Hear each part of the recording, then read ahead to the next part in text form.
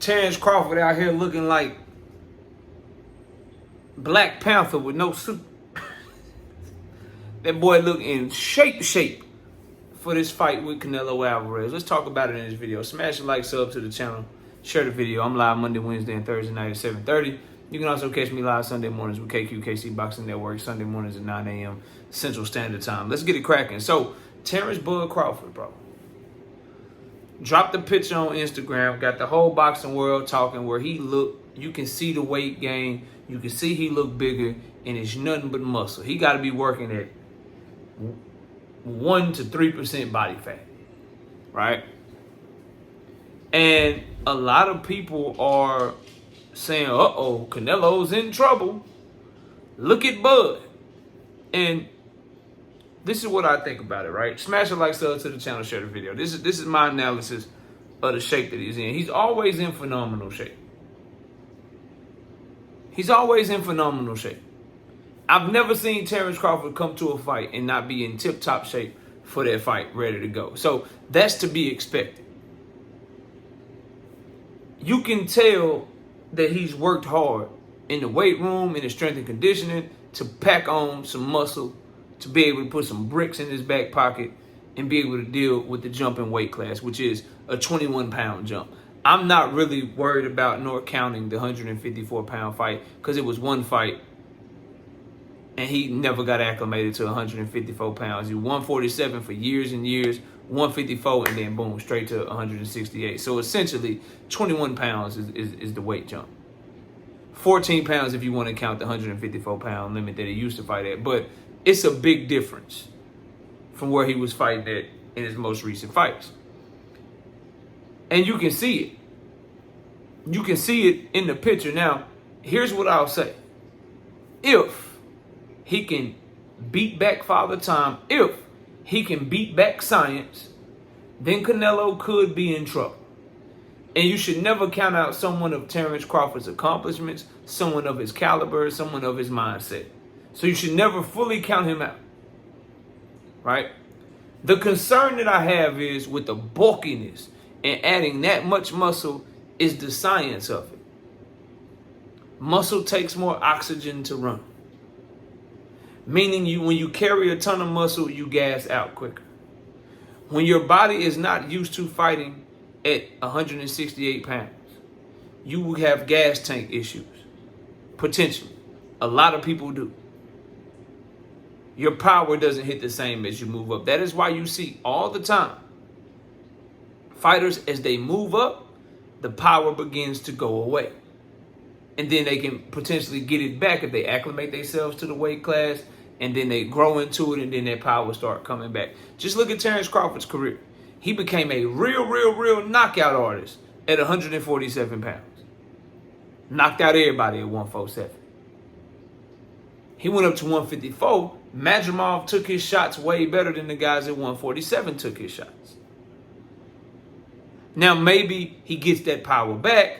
He stays at 154, get a couple more fights. Maybe he start wrecking shit, knocking shit out again. Right? Maybe Madrimov was just a tough guy with a great chin because Virgil Ortiz couldn't knock him out either. Maybe that's the case. But Virgil Ortiz is another fighter that was knocking shit out at 147. The knockout percentage hasn't been nearly as good as it was at 154 pounds. As a matter of fact, he had knocked out everybody. It was 21-0 with 21 knockouts. And now, as he's fought Sir Habahachuk at 154, Madrimov at 154, his power ain't affecting them the same. Still able to bruise him up, lump him up. They still obviously respect his power, but he ain't just mauling guys down, knocking them out like he was at 147. Something to think about. Back to Terence Crawford, though. When I see the picture, I wonder, is them legs gonna get heavy later in the fight? Can he carry all that muscle and still be as fast and as twitchy? Because Terence Crawford's calling card has always been rangy, wiry, very fast and athletic, and able to time you, be quick enough to catch you with shit you don't see. That's his calling card. If you want to know what his superpower is, so to speak, what makes him a special fighter, in my opinion, it's the ability to see something and time you and catch you in between shit And not just catch you in between shit, catch you in between shit with 2 and 3 of them things. Not just a roll uppercut, pull counter, right? Slip, no. Time you with a pop, pop, pop. Like, damn, he caught him in between with all them shits. While also, all right, Spence, caught your shit jab at the same time. Pow, shotgun shit. That's what's always made him different, in my opinion, right? Those things that he's been great at his entire career require fast, twitchy, explosive, good gas tank, can pop off on you from beginning to end. Well, carrying more bulk, carrying more muscle, them legs can get heavy. The hand speed can be there early but not be there late. Tim Bradley did a good job of keeping his gas tank while being bulky. But most time you see that bulk and that muscle, how it affects guys like Anthony Joshua or Anthony Yard. Look crazy the first 4-5 rounds, but eventually them arms get heavy. They get tired. The power don't hit the same later in the fight as it did early in the fight. Their muscles start needing more and more oxygen. And those are for guys that spend their entire career at the same weight class, so they used to carrying that weight. Bud is moving up into this shit, y'all. So, yes, he look in phenomenal shape. He always does. Yes, he bulked up. And that bulking up shit, that's good for a bodybuilding contest.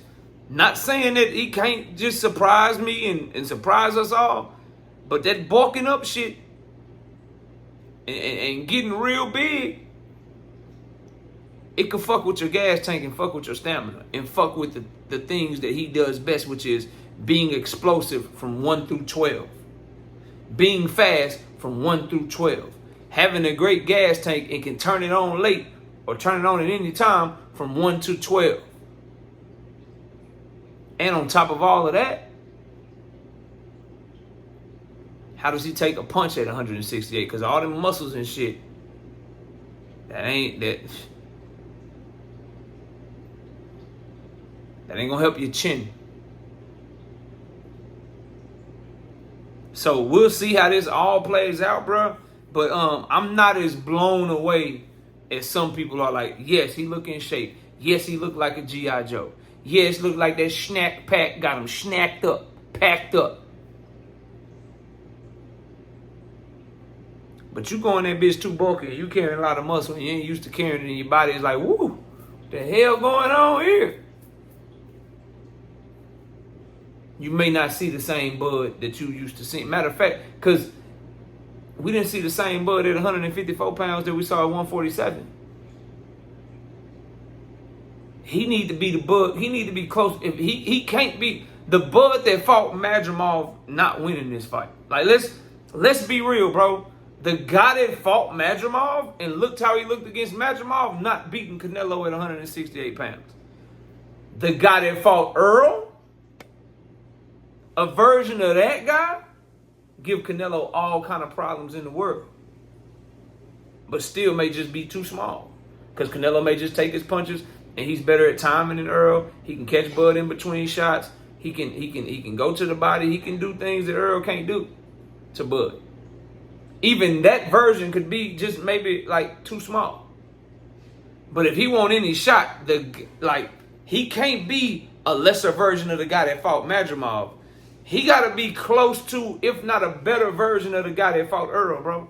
And with all that muscle he carrying and looking in the Instagram pictures and all that shit, yeah, that look cool. But understand, he got to carry all that muscle.